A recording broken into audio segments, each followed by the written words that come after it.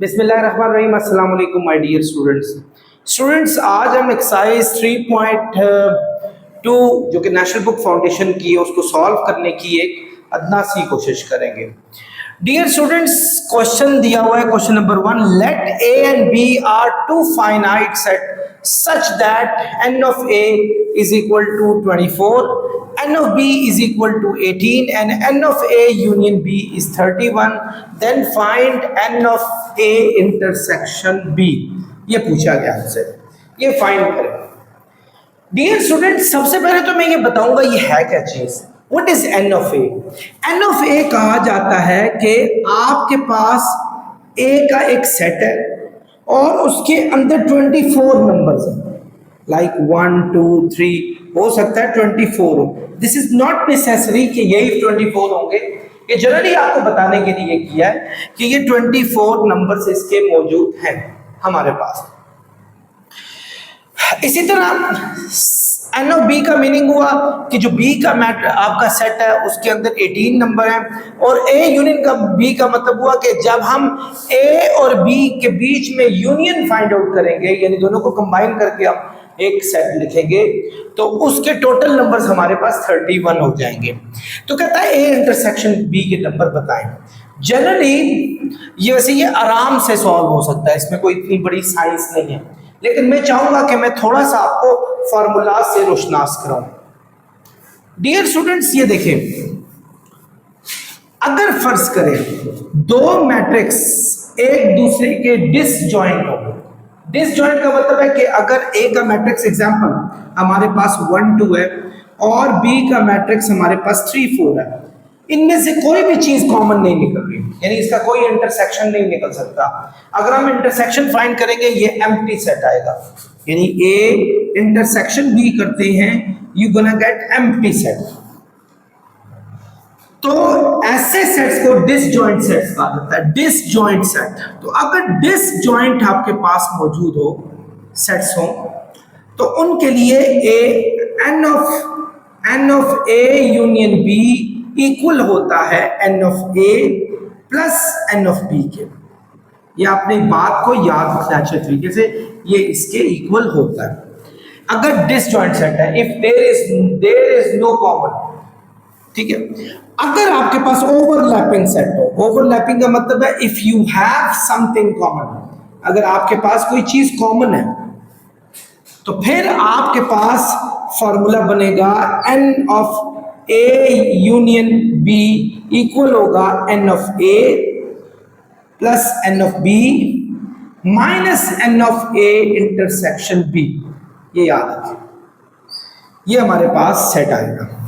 ये कब आएगा स्टूडेंट्स? हमारे पास जब हमारे पास कोई चीज कॉमन होगी। लेट्स से अगर ए का मैट्रिक्स हमारे पास 1 2 3 है और बी का मैट्रिक्स हमारे पास 3 4 5 है, तो आपने देखा कि 3 दोनों में कॉमन है, तो आप फिर ये वाला फॉर्मूला नहीं लगाएंगे, फिर ये वाला फॉर्मूला लगाएंगे।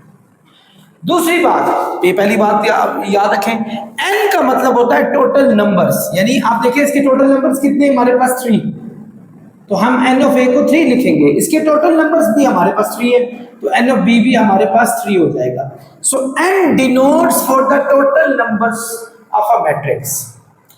आई होप स्टूडेंट्स ये दो बातें समझ आ गई होंगी। एक आध फॉर्मूला और रह गया है, वो जैसे ही क्वेश्चंस होंगे मैं उसके हिसाब से आपको वो फॉर्मूला बता दूंगा। अब हम स्टार्ट करते हैं इस क्वेश्चन को जो हमारे पास बिल्कुल सामने दिया हुआ है। ये देखें स्टूडेंट्स, हमारे पास कहा है कि अगर ए और बी दो फाइनाइट सेट हो, एन ऑफ ए 24 है, एन ऑफ बी 18 है, तो n of A union B 31 है, तो n of A intersection B find out करके दिखाएं।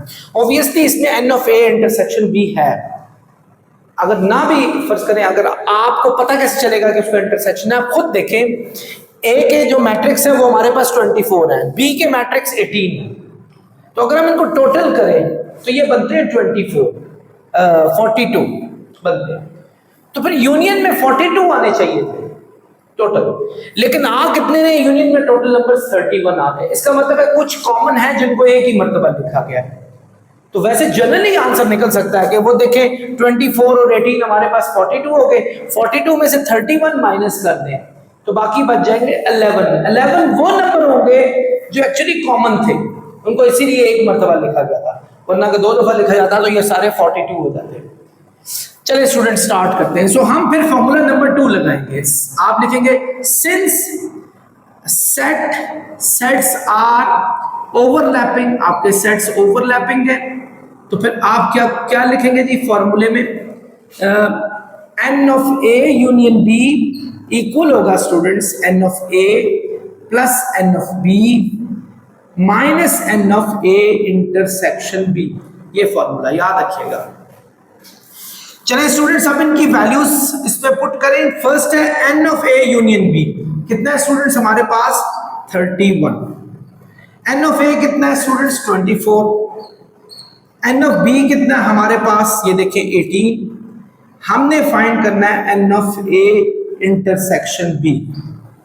स्टूडेंट्स ये माइनस हो रहा है, जब आप इसको यहां शिफ्ट करेंगे तो ये यहां जाके प्लस हो जाएगा। हमने चूंकि इसकी वैल्यू फाइंड करनी है, ये 31 यहां प्लस हो रहा है, तो अब जब आप इसको शिफ्ट करेंगे यहां, ये जाके यहां माइनस हो जाएगा।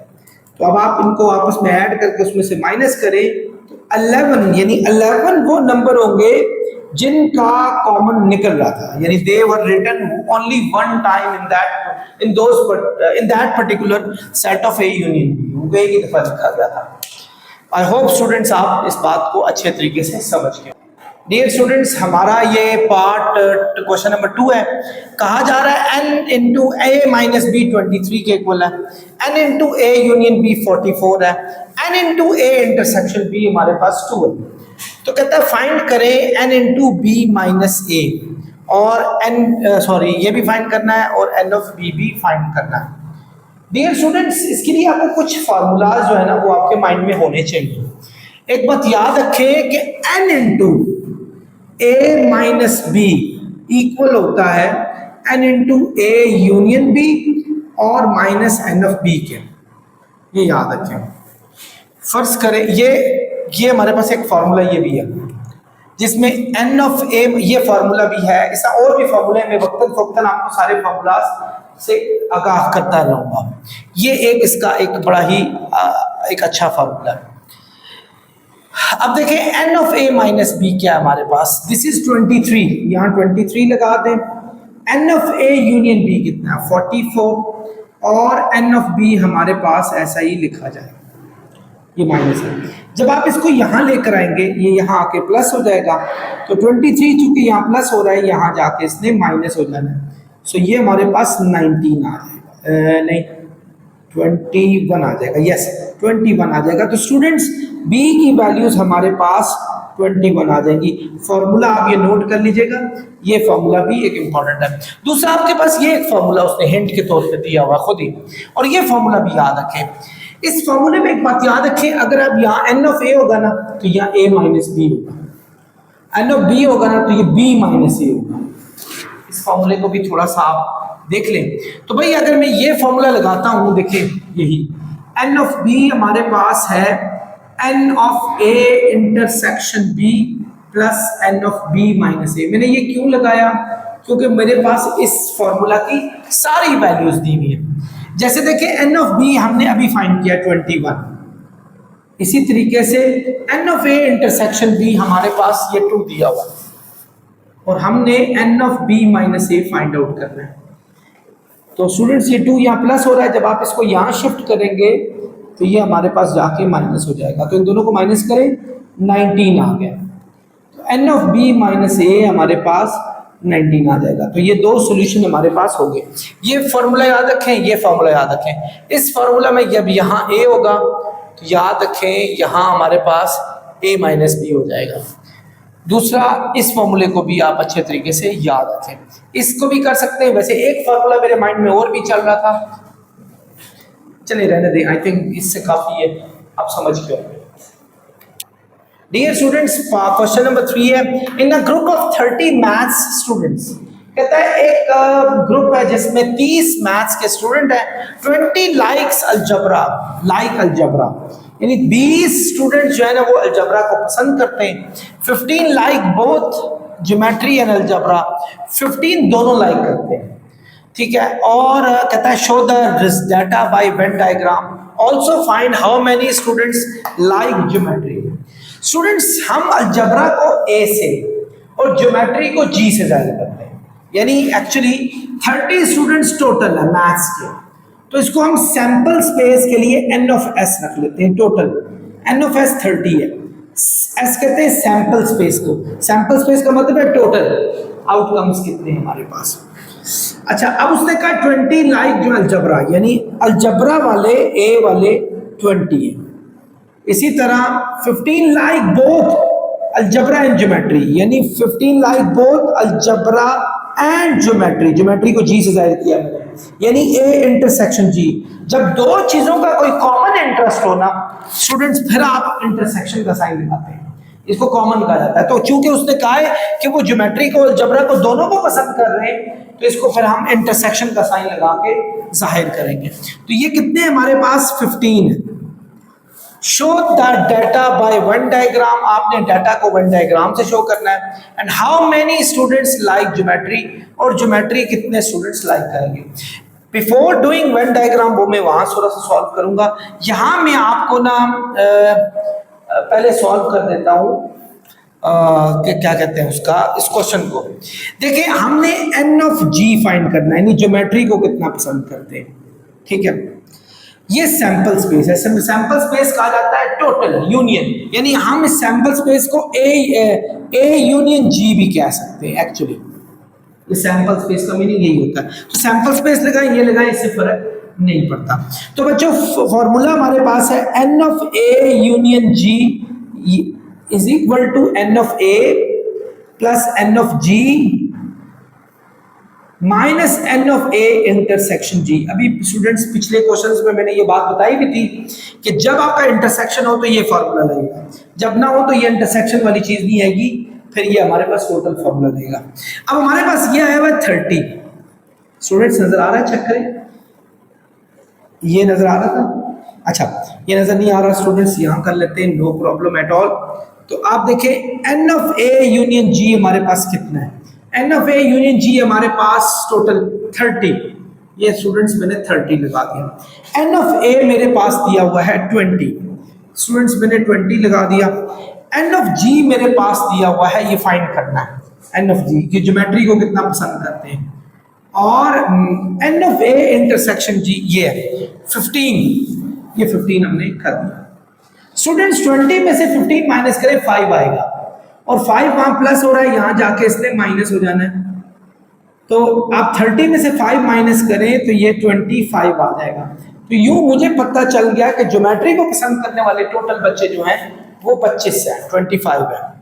अब इसको वेन डायग्राम में हम कैसे सॉल्व करेंगे, ये देखिए हमने वेन डायग्राम आप लोगों ने पढ़ा होगा पिछली क्लासेस में भी। वेन डायग्राम में हम एक ये पूरा सैंपल स्पेस डालते हैं जिसको यूनिवर्सल सेट या एस का सेट का नाम देते हैं। एक साइड पे आपने ए का सेट बनाना है जो अलजबरा पसंद करते हैं, और दूसरा फिर आपने ज्योमेट्री का करना है। और आपने उससे पहले ये देखना है कि क्या ये दोनों डिसजॉइंट सेट है, ओवरलैपिंग सेट है या सबसेट है। डिसजॉइंट सेट वो होते हैं जिनमें कोई कॉमन नहीं होता। जैसे फर्ज करो अगर जो अलजबरा पसंद करता है वो ज्योमेट्री नहीं पसंद करता, कोई भी बच्चा दोनों कॉमन चीजों में से कोई पसंद नहीं करता, तो उसको डिसजॉइंट कहा जाता है। तो ये डिसजॉइंट नहीं था क्योंकि यहाँ कॉमन इंटरेस्ट में हमारे पास मौजूद थे। ये देखें 15 लोग थे जो अलजबरा भी पसंद करते थे और ज्योमेट्री भी पसंद करते थे। तो इसको हम ओवरलैपिंग कहेंगे। ओवरलैपिंग का मतलब है कि कुछ ऐसे स्टूडेंट हैं जो दोनों पसंद करते हैं, कुछ ऐसे जो सिर्फ अलजबरा पसंद करते हैं और कुछ ज्योमेट्री पसंद करते हैं, इसको ओवरलैपिंग कहा जाता है। लेकिन अगर ऐसा हो कि जो दोनों सब्जेक्ट पसंद करते हैं और एक सेट ऐसा हो कि वो सारे का सारा किसी एक चीज को पसंद करता है, तो उसमें सबसेट आ जाता है। सबसेट का मतलब है अगर एक सेट पूरे का पूरा दूसरे के अंदर मौजूद है, सबसेट आ जाएगा। तो स्टूडेंट ये चूंकि ओवरलैपिंग सेट है तो ओवरलैपिंग सेट ऐसे बनाया जाता है, ऐसे ये बनाया जाता है। ये जी हम डालेंगे यहाँ, जी ए का कौन सा सेट था स्टूडेंट्स, अलजबरा वाला, और अलजबरा में कितने थे 20 स्टूडेंट्स थे, और ज्योमेट्री में हमारे पास ये 20 पूरे सब में थे और इस सब में 25 थे। लेकिन इनके बीच में जो कॉमन गोल्स में थे वो हमारे पास 15 थे। तो ये हमारे पास स्टूडेंट्स इसकी वेन डायग्राम जो है वो बन गए। लेकिन एक बात का खास ख्याल रखें, ये देखें अगर ये टोटल 20 है ना, ये उसमें से 15 दोनों का कॉमन भी है।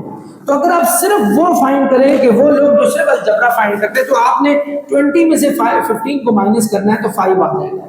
यहाँ भी ऐसा ही है, 25 में से 15 माइनस करें 10, यानी एक्चुअली 5 वो लोग हैं जो सिर्फ अलजबरा पसंद करते हैं और 10 वो लोग हैं जो सिर्फ ज्योमेट्री पसंद करते हैं, जबकि 15 वो हैं जो दोनों काम करते हैं। उनके गोल्स जो है हमारे पास कॉमन है। आई होप स्टूडेंट्स आप समझ गए। डियर स्टूडेंट्स, क्वेश्चन नंबर 4 है, in a street with 50 houses, एक स्ट्रीट है जिसकी 50 हाउसेस है, तो हम एन ऑफ एस टोटल यानी हम 50 हाउसेस कर लेते हैं। कहता है 25 हाउसेस हैव लॉन्स, इनमें 25 हाउस ऐसे जिनके लॉन्स हैं। लॉन्स के लिए मैं चले ए कर देता हूं, ए यहां मैं लिख लूंगा, let A is for lawn and B for, ये कार पोर्च दिया हुआ है, कार पोर्च, ये मैंने पहले ये नाम सजेस्ट कर लिया। यानी एन ऑफ एस हमारे पास 50 है, तो उसमें जो हमारे पास ऐसे घर हैं जिनमें लॉन है वो 32 है, और एन ऑफ बी हमारे पास यानी जिसमें कार पोर्च है वो हमारे पास 15 है, और उसमें कहा है सॉरी 25 लॉन वाला है और 32 वो हैं जिनके कार पोर्च है। तो उसने कहा 15 हाउसेस हैव बोथ, 15 हाउसेस में के पास दोनों हैं, यानी इंटरसेक्शन बी के पास दोनों है, 15 हमारे पास। वेन डायग्राम ड्रॉ करनी है और बताएं ऐसे कितने घर हैं जिनमें ना हमारे पास लॉन है और ना ही पोर्चेस हैं, कोई दोनों नहीं है। पहले तो मैं एक चीज ये फाइंड कर लूं, वो टोटल घर कितने हैं, टोटल घर जिनमें लॉन भी है और कार पोर्च भी है, टोटल घर मुझे ये पता होने चाहिए। तो उसका फॉर्मूला में ये है n of A union B. N of A union B, ए आपको पता है लॉन के लिए रखा हुआ है, बी किसके लिए रखा है, कार पोर्च के लिए। जब मैं ये फाइंड करूंगा तो मुझे दोनों चीजों का कॉम्बिनेशन पता चल जाएगा, किन दोनों चीजों का, कि कितने कार पोर्च चले और कितने लॉन वाले, ये मुझे पता चल जाएगा। और ये फॉर्मूला आपको पता है, n of A plus n of B minus n of A intersection B. I hope आप मेरी बातों को समझ रहे होंगे। मैं अभी क्या फाइंड कर रहा हूं, जिनमें कार पोर्च वगैरह ये सारे भी हैं। एन ऑफ ए कितना है स्टूडेंट्स मेरे पास, एन ऑफ ए 25 है, 32 है हमारे पास एन ऑफ बी, और minus n of A intersection B 15 है। यानी n of A intersection B sorry union B अगर हम करते हैं तो ये हमारा आंसर आता है 57। 57 में से 5 निकाले 42, 57 में से 5 निकाले 52 10 42। यस, ये वो घर है जिधर आपके पास पोर्चेस भी हैं और साथ लॉन्स भी हैं, ये वो। अब टोटल घर कितने बताए थे उनने, 50 बताए थे। सो हमने एक्चुअली वो बताने नंबर ऑफ हाउसेस जिनमें कुछ भी नहीं है, houses who got no lawns and porch. तो वो कौन से हैं जी, वो आपको टोटल 50 में से ये वो जो हैं वो माइनस कर देंगे। टोटल 50 में से आप 42 माइनस कर दें, सो यू गेट 8, यानी 8 वो घर हैं स्टूडेंट्स जहां कुछ भी नहीं है इन दोनों में से। ठीक है, वो बिल्कुल फ्लैट घर है। आई होप आप लोग समझ गए स्टूडेंट्स। इसकी वेन डायग्राम भी आपने बनानी थी, देखिए ऐसे बनाएंगे, ऐसे। आपको एक बात तो पता है कि ये जो यूनिवर्सल सेट है जिसका सैंपल स्पेस एस रखा हुआ है, उसमें एक आपके पास ये दिया हुआ है और ये दोनों हमारे पास ओवरलैपिंग सेट है, ये ए का भी और बी का भी। ए का हमने लॉन के लिए रखा हुआ था, बी का किसके लिए रखा हुआ था, पोर्च के लिए रखा हुआ था। अब आप देखें दोनों के कॉमन 15 है, ये कॉमन एरिया होता है स्टूडेंट्स, ये 15 है, जबकि हमें ये पता है ए का 25 है, सिर्फ इस पूरे ए का 25 है। उस 25 में से 15 तो कॉमन है, तो 25 में से 15 निकाल ले तो 10 को बच जाएंगे जो सिर्फ ए के लॉन के।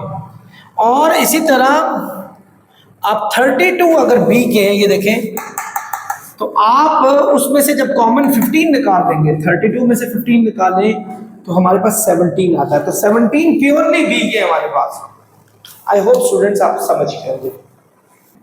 डियर स्टूडेंट्स, क्वेश्चन नंबर 5 है, in a survey of 940 children, यानी एक सर्वे किया गया जिसमें 940 टोटल स्टूडेंट्स थे, यानी नंबर ऑफ चिल्ड्रन थे वो हमारे पास 940 थे। 400 students were found studying eight primary level, 400 बच्चे प्राइमरी लेवल पे पढ़ते थे, यानी 400 बच्चे प्राइमरी लेवल के बच्चे जो थे वो 400 बच्चे थे, ठीक है जी। और एलिमेंट्री लेवल पे जो थे वो 240 थे, यानी एलिमेंट्री लेवल पे 240 थे।